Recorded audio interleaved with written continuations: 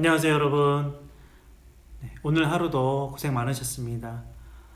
이 밤에도 이 저녁에도 또 하나님의 은혜가 여러분 가정에 충만하기를 축복합니다.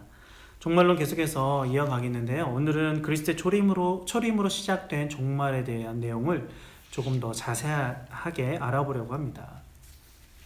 역사의 주인은 누구세요? 하나님이시죠. 역사의 중심에 또 그리스도가 계십니다. 역사의 종말은요, 예수 그리스도의 오심으로 또 이루어지게 되죠. 그래서 예수님의 오심은요, 초림과 재림 이렇게 두 단계로 우리가 좀 나눌 수 있을 것 같습니다. 종말도 마찬가지로 두 단계로 나눌 수 있겠는데요. 예수님의 초림은 종말이 시작된다라는 것을 의미하고요. 예수님의 재림은 종말이 완성됨을 의미를 합니다. 신약 성경에서 보여지는 종말에는요, 세 가지 중요한 핵심 내용이 있습니다. 첫 번째, 종말은 예수님의 초림으로 시작된다. 두 번째, 종말은 예수님의 초림과 재림의 두 단계로 되어 있다.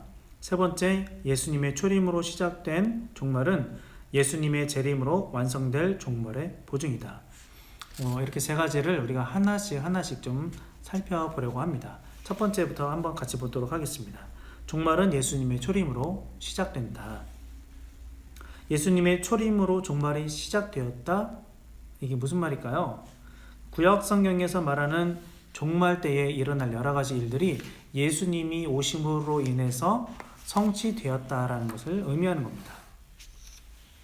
예수님의 초림에 대해서 구약이 많은 예언을 했었죠.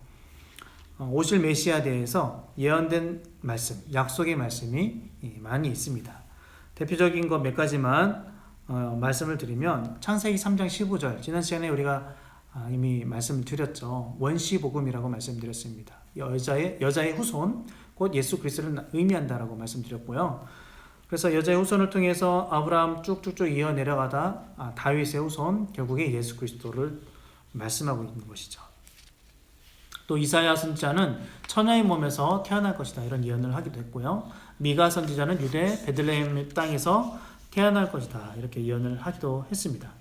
또 신명기 18장에서 보시면 앞으로 오실 메시아는요, 모세와 같은 위대한 선지자다.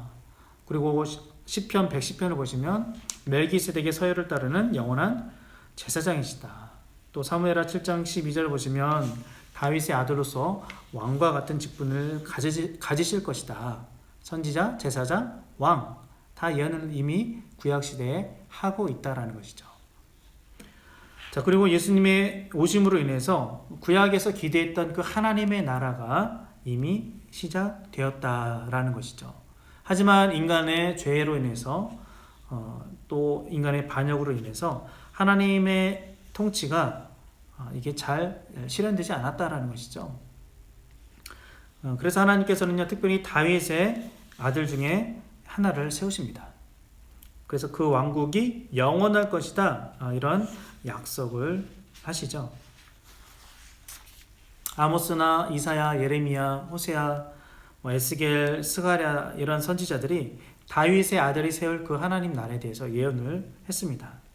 그래서 결국 다윗 언약, 우리가 다윗 언약 이렇게 이야기를 하는데, 이 다윗 언약은 결국 예수 그리스도를 통해서 성취되었다라는 것이죠. 우리가 어떻게 알 수 있습니까? 마태복음 1장을 보시면 계보다 이렇게 나오잖아요. 족보를 말하는 겁니다. 예수님의 족보를 쭉 기록을 하고 있는데, 다윗의 후손으로 오실 메시아에 대해서 분명히 기록을 하고 있죠. 그걸 결국에 다윗의 후손 중에서 메시아가 오실 것이다, 이 약속이 성취되었다라는 것을 보여주는 겁니다. 그렇게 오신 예수님이 이 땅에 오셔서 처음으로 공생의 사역을 하실 때 외쳤던 그 말씀이 뭐예요? 회개하라, 천국이 가까웠느니라. 하나님 나라가 가까이 왔다라는 것이죠. 또 예수님이 하신 사역이 뭡니까? 병자들을 고쳐주시고 귀신을 쫓아내시고 이렇게 여러 가지 사역들을 하셨는데, 이것은 무엇을 의미하는가? 사탄의 나라가 망했다라는 겁니다. 하나님 나라가 임했다라는 것을 나타내는 겁니다. 그래서 예수님이 본인이 이렇게 말씀을 하셨죠. 누가복음 11장 20절, 내가 만일 하나님의 손을 힘입어 귀신을 쫓아낸다면 하나님의 나라가 이미 너희에게 임하였느니라, 이렇게 말씀하고 있습니다. 그리고 예수님의 오심은요, 구약에서 마지막 날들에 일어날 일이라고 한 것들이 성취되었다.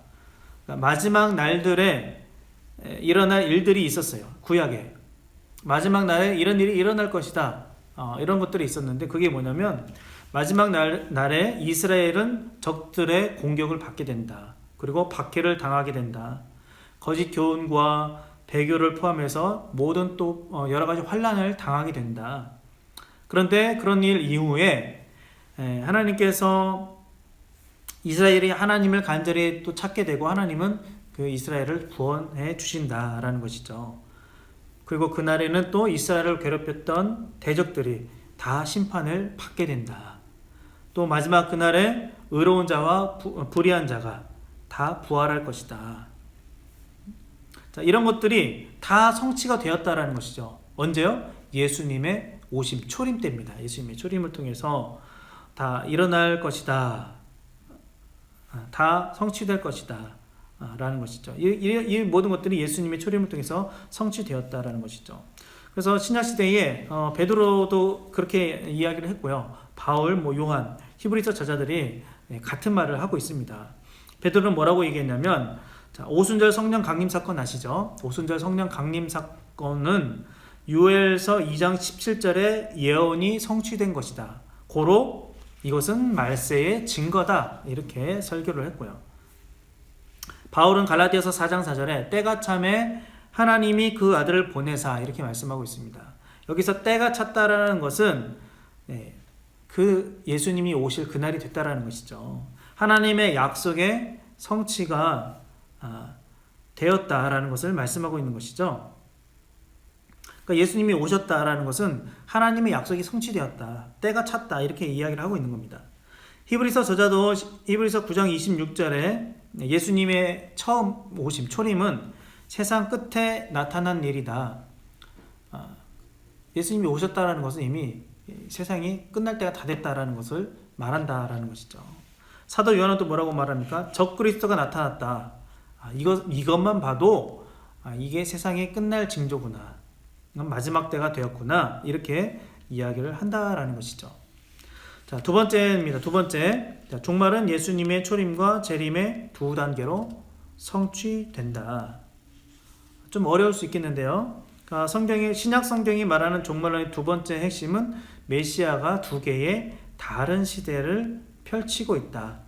그러니까 이 시대와 오는 시대 이렇게 말하고 있다라는 것인데요. 예수님은 이것을 세 가지로 나누어서 세 가지 표현으로 사용을 하셨습니다. 이 세상과 오는 세상, 현세와 내세, 그리고 이 세상과 저 세상. 자, 그런데 구약과 신약의 종말관에 있어서 약간 좀 차이가 있다는 점 여러분이 알아두셔야 되겠죠. 먼저 구약을 말씀드리면 이 시대와 오는 시대 사이에 있어서 단선적인 모습을 보여준다. 그러니까 이 시대에 그리고 오는 시대가 일직선상에 놓여 있는데 그 중간에 예수님의 오심, 메시아의 오심이 딱 뛰어 들어가 있죠. 무슨 말이냐면 구약은요 메시아의 오심을 초림과 재림 이렇게 구분하지 않았다라는 겁니다. 그냥 하나의 단일한 사건으로 보았다라는 것이죠. 메시아의 오심이라는 이 한 사건으로 인해서 이 시대가 끝나고 오는 시대가 시작될 것이다. 이렇게 이해를 했다라는 거예요.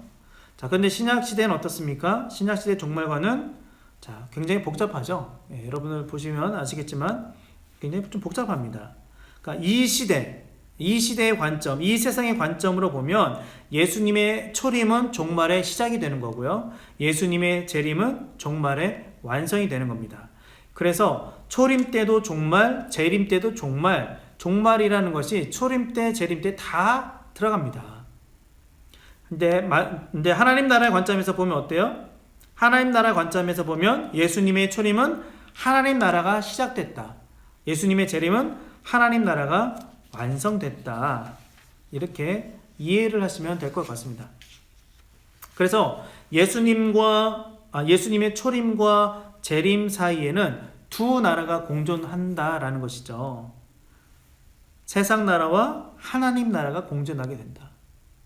예수님의 초림과 재림 사이에 세상 나라와 하나님 나라가 공존하게 된다. 우리는 그 두 나라에 지금 살고 있다. 세상 나라가 멸망하기는 시작했지만 완전히 멸망한 건 아니에요. 하나님 나라가 시작되기는 했지만 완성되지는 않았어요. 이해가 되십니까, 여러분? 그래서 우리는 초림과 재림 사이에, 세상 나라와 하나님 나라 사이에, 이 두 나라 사이에 살고 있다. 자, 세 번째입니다. 세 번째, 예수님의 초림과 재림의 관계를 한번 알아보겠습니다. 둘 사이에 무슨 관계가 있을까요? 초림과 재림의 관계. 결론부터 말씀드리면 예수님의 초림은 예수님의 재림에 대한 확실한 보증이다. 보증금 아시죠? 보증금. 집 계약할 때 보증금을 걸지 않습니까? 보증금 걸고 나중에 잔금을 치르죠. 그러니까 보증금은 내가 나중에 잔금을 치르겠다는 하나의 확실한 약속입니다. 마찬가지로 초림이 그런 역할을 한다는 거예요. 초림은 반드시 재림하겠다라는 하나의 보증금이라는 겁니다. 이해가 되십니까? 자, 예수님이 이 땅에 오셔서 죽으셨다가 부활하셨죠. 그리고 재림 때에 또 무슨 일이 벌어집니까? 예수님이 부활하신 것처럼 우리 신자들도 부활한다라는 것이죠.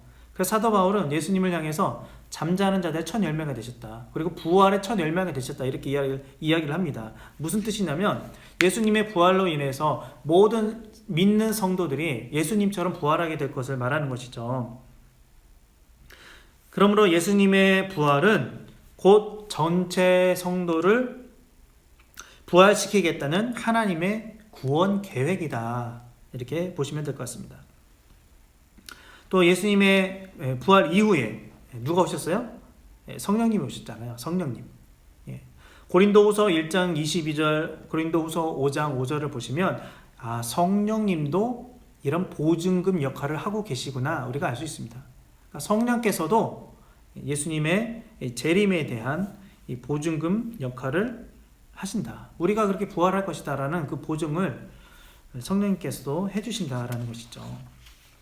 초림과 재림의 비유를 우리 노르망디 상륙 작전에 좀 비유를 해서 말씀드리도록 하겠습니다. 현대 학자들이 이 노르망디 상륙 작전을 비유로 해서 초림과 재림을 좀 이야기를 하고 있는데요. 노르망디 상륙 작전에 D-Day와 V-Day라는 게 있습니다. 아시는 분은 아시겠지만 1944년 6월 6일입니다. 미국, 영국, 캐나다 연합군이 엄청난 군사들을 이끌고 프랑스 북부 해안 상륙작전에 성공을 하게 되죠. 이 상륙작전을 계기로 독일군이 패배하게 됩니다.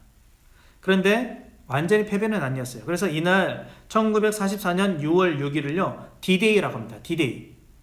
성공을 했다. 그런데 아직 전쟁이 완전히 끝난 것은 아니다. 왜냐하면 국지전이 계속해서 이어졌기 때문에 그래요. 그게 국지전이 한 1년 동안 계속해서 이어집니다. 이 국지전 사이에, 이 국지전 기간 동안에 연합군이 때로는 지기도 했어요. 패배하기도 했었어요.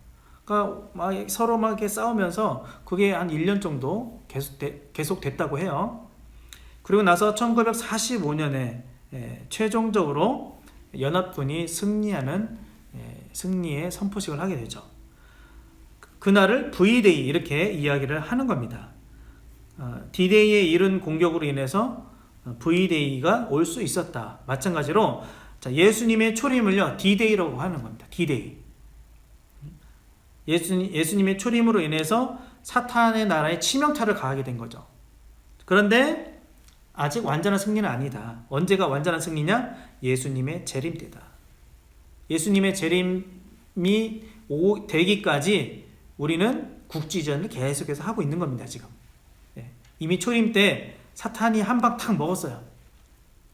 재림 때 완전한 승리를 외칠 수 있습니다. 그런데 우리는 지금 그 사이에서 국지전을 계속해서 벌이고 있는 거예요. 그래서 우리는 때로는 이길 때도 있지만 질 때도 있는 거예요. 이해가 되십니까, 여러분? 자, 그래서 D-Day와 V-Day, 초림과 재림, 우리가 이렇게 좀 이해를 하면 쉽게 이해가 될 것 같다라는 것이죠. 자, 이렇게 해서 그리스도의 초림으로 시작된 종말에 대해서 좀 자세하게 좀 내용을 다뤄봤습니다. 다시 한번 좀 정리를 해보자면 예수님의 초림으로 종말이 시작된다. 그리고 예수님의 초림과 재림은 두 단계로 되어 있다. 이런 내용을 오늘 함께 나누었습니다. 다음 시간에 또 다른 내용으로 찾아뵙도록 하겠습니다. 감사합니다.